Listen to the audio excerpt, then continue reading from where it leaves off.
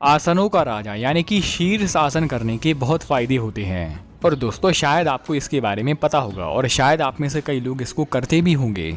और यूं ही नहीं इसको आसनों का राजा कहा जाता है, क्योंकि इस आसन का अभ्यास करने से जो हमारे शरीर को फायदे होते हैं, जो हमारे शरीर को लाभ होते हैं, वह अनगिनत हैं। लेकिन इसके साथ साथ हमें ये भी नहीं भूलना चाहिए कि इस आसन का अभ्यास करने के बाद, यानी कि जब आप इस आसन का अभ्यास करते हैं तो आपको कब करना है, इसके बाद क्या करना है, किस स्थिति में हमें इस आसन का अभ्यास नहीं करना, यानी कि वह कौन कौन सी बातें हैं जिसमें अगर हम शीर्ष आसन का अभ्यास करते हैं तो हमें उन बातों का ध्यान रखना है। तो इसीलिए ही सबसे पहले शुरुआत करते हैं नंबर 5 से, बढ़ेंगे नंबर 1 पर। नंबर 5 पर है कि आहार के अनुसार इस आसन का अभ्यास, यानी कि अगर आप घी, दूध, गेहूं, चावल ये पौष्टिक आहार का सेवन करते हैं, यानी कि स्निग्ध आहार का सेवन करते हैं, तभी आप इस आसन का अभ्यास लंबे समय तक या ज्यादा देर तक कर सकते हैं। और ऐसे व्यक्ति जो कि घी, दूध, दही, उड़द, नए गेहूं या नए चावल ऐसे आहार उनको नहीं मिल पाते, तो वह इस आसन का अभ्यास थोड़ी कम मात्रा में करें, यानी कि कम समय तक करें।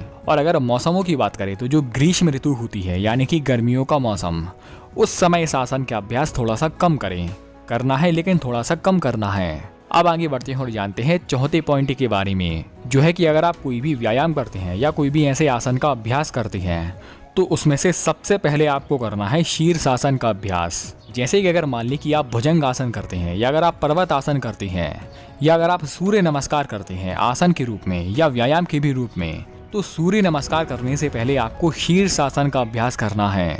और जो व्यक्ति जो कि कठिन व्यायाम करके आए हैं या जिम में कसरत करके आए हैं 1 घंटा 2 घंटा या पहलवानी कसरत करके आई है, शरीर में थकावट महसूस होती है और इसके तुरंत बाद, यानी कि तुरंत ही शीर्ष आसन का अभ्यास कर लें तो हमारे शरीर में इसमें विशेष बहुत हानियां उठानी पड़ती हैं, यानी कि यह बहुत ज़्यादा हानिकारक होता है। अब आगे बढ़ते हैं और जानते हैं तीसरे पॉइंट के बारे में। तीसरा पॉइंट है कि अगर आपने शीर्ष आसन का अभ्यास कर लिया है तो शीर्ष आसन का अभ्यास करने के बाद आपको तुरंत ही आपको सीधे खड़े होने का अभ्यास करना है। और आचार्यों ने तो यहाँ तक कहा है कि जितनी देर आपने शीर्ष आसन का अभ्यास किया है उतनी ही देर आपको सीधे खड़े होने का अभ्यास करना है। यानी कि 5 मिनट आपने शीर्ष आसन किया तो 5 मिनट ही आपको सीधे खड़े होना है। अब जो व्यक्ति 20 मिनट तक शीर्ष आसन का अभ्यास करते हैं तो क्या वह 20 मिनट तक खड़े हो सकते हैं? तो ऐसे में संभव हो तो आप सीधे खड़े हो सकते हैं, लेकिन अगर नहीं है तो आप इसके बाद ऐसे आसन का अभ्यास कर सकते हैं जिसमें सीधे खड़े होने का अभ्यास ज्यादा रहता है। यानी कि आपको शीर्ष आसन का अभ्यास करने के बाद आड़े टेढ़े होने का अभ्यास नहीं करना। जैसे कि मैं आपको शीर्ष आसन का अभ्यास करने के बाद कुछ ऐसे आसन बताऊं, जैसे कि आप कर सकते हैं गणोर आसन,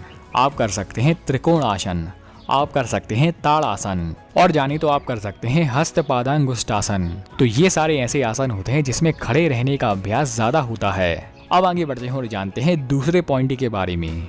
दूसरा पॉइंट है कि अगर आपको कुछ ऐसे रोग हैं, यानी कि अगर आपके कान बह रहे हैं, आपके नेत्र दुख रहे हैं, आपको हृदय से जुड़ी समस्या है, आपको हाई बीपी की समस्या है, तब ऐसे में इसका अभ्यास ना करें। क्योंकि शीर्ष आसन का अभ्यास करने से क्या होता है कि जो हमारा रक्त है, जो हमारा ब्लड है, वह ऊपर की ओर बढ़ता है, यानी कि हमारे सिर की ओर। तो ऐसे में क्या होता है कि हमारे कान, नाक और हमारे हृदय में ज्यादा दबाव पड़ता है, जो कि हमारे शरीर के लिए बहुत हानिकारक है। अब आगे बढ़ते हैं और जानते हैं नंबर 1 पॉइंट के बारे में, जो है कि कभी भी जबरदस्ती या शक्ति से ज्यादा शीर्ष आसन का अभ्यास नहीं करना। यानी कि शुरुआत में आपकी शक्ति है 30 सेकंड तक शीर्ष आसन का अभ्यास करने की, तो आपको 30 सेकंड ही शीर्ष आसन का अभ्यास करना है। नहीं तो कई व्यक्ति क्या होते हैं कि शीर्ष आसन करने के फायदे इतने ज्यादा सुन लेते हैं या इतने ज्यादा पढ़ लेते हैं कि वह अपनी शक्ति से ज्यादा शीर्ष आसन का अभ्यास करना शुरू कर देते हैं, जो कि हमारे शरीर के लिए फिर से बहुत हानिकारक है। इससे शीर्ष आसन से मिलने वाले फायदे तो नहीं बल्कि नुकसान ज्यादा होंगे। तो दोस्तों ये रही शीर्ष आसन से जुड़ी 5 बड़ी सावधानियां।